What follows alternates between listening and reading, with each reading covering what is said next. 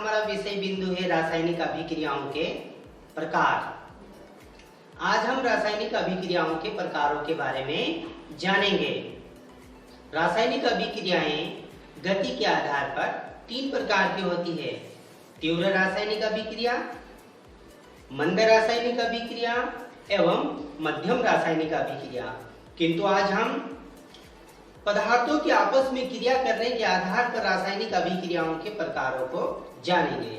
तो पदार्थों की आपस में रासायनिक क्रिया के आधार पर अभिक्रियाएं 4 प्रकार की होती है। प्रथम संयोजन अभिक्रिया, दूसरी वियोजन अभिक्रिया, तीसरी प्रतिस्थापन अभिक्रिया एवं चौथी ऑक्सीकरण अपचयन अभिक्रिया। तो हमारे विषय बिंदु को प्रारंभ करते हुए हम प्रथम बिंदु संयोजन अभिक्रिया के बारे में जाने।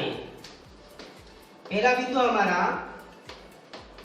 संयोजन अभिक्रिया।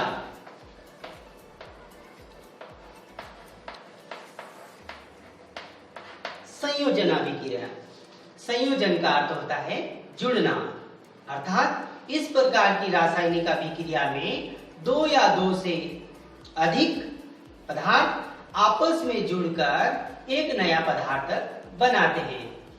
तो इस प्रकार की अभिक्रिया को संयोजन अभिक्रिया कहते हैं।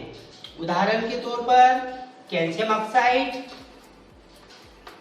चूना जल के साथ अभिक्रिया कराएं, H2O, कैल्शियम ऑक्साइड की अभिक्रिया जल के साथ कराएं तो अभिक्रिया के पश्चात बुझा हुआ चूना बनता है इस प्रकार से। प्लस उष्मा, जब कैल्शियम ऑक्साइड की अभिक्रिया जल के साथ कराई जाती है तो बुझा हुआ चूना प्राप्त होता है एवं उष्मा का उत्पादन होता है। तो इस प्रकार की रासायनिक अभिक्रिया को संयोजन रासायनिक अभिक्रिया कहते हैं।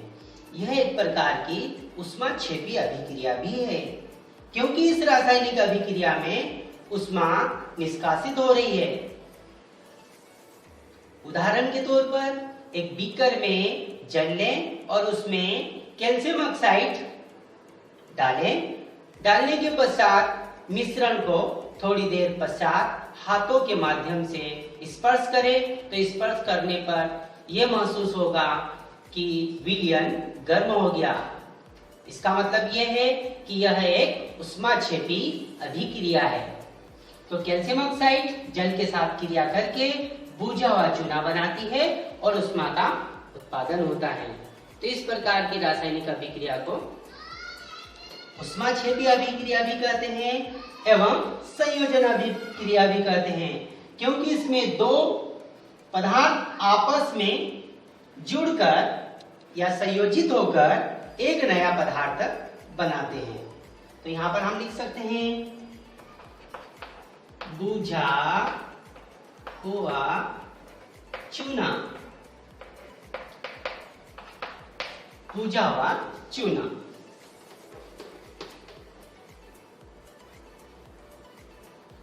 कैल्शियम ऑक्साइड,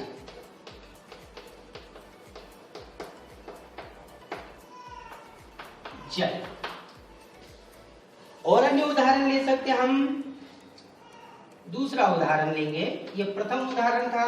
दूसरा उदाहरण लेंगे हम, जब कोक का दहन या कार्बन का दहन ऑक्सीजन की उपस्थिति में हो। कोक सॉलिड अवस्था में, ऑक्सीजन गैसीय अवस्था में। तो कोक का दहन ऑक्सीजन की प्रेजेंस में हो या कोयले का दहन ऑक्सीजन की प्रेजेंस में हो, उपस्थिति में हो, तो बनने वाला उत्पाद CO2 होगा। CO2 गैस है, कार्बन डाइऑक्साइड। तो यहां पर देख रहे हैं 2 पदार्थ या 2 तत्व यहां पर आपस में अभिक्रिया करके एक पदार्थ बना रहे हैं। तो यह संयोजन अभिक्रिया का उदाहरण है। तो कोक या कोयला ऑक्सीजन के उपस्थिति में जलकर कार्बन डाइऑक्साइड उत्पन्न करता है। तो यह संयोजन अभिक्रिया का एक उदाहरण है। हमने संयोजन अभिक्रिया के बारे में जाना। है हमारा वियोजन या अपघटन अभिक्रिया। तो अगला प्रकार है वियोजन या अपघटन अभिक्रिया।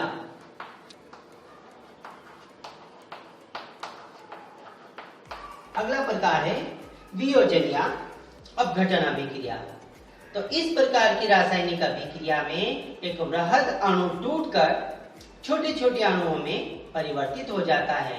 तो इस प्रकार की रासायनिक अभिक्रिया को वियोजन या अपघटन अभिक्रिया कहते हैं। इसका मतलब यह है कि इसमें बड़ा अणु टूटकर छोटे छोटे अणुओं में परिवर्तित हो जाता है। उदाहरण के तौर पर कैल्शियम कार्बोनेट, चूना पत्थर उष्मा की उपस्थिति में टूटकर कैल्शियम ऑक्साइड चूना बनाता है प्लस कार्बन डाइऑक्साइड।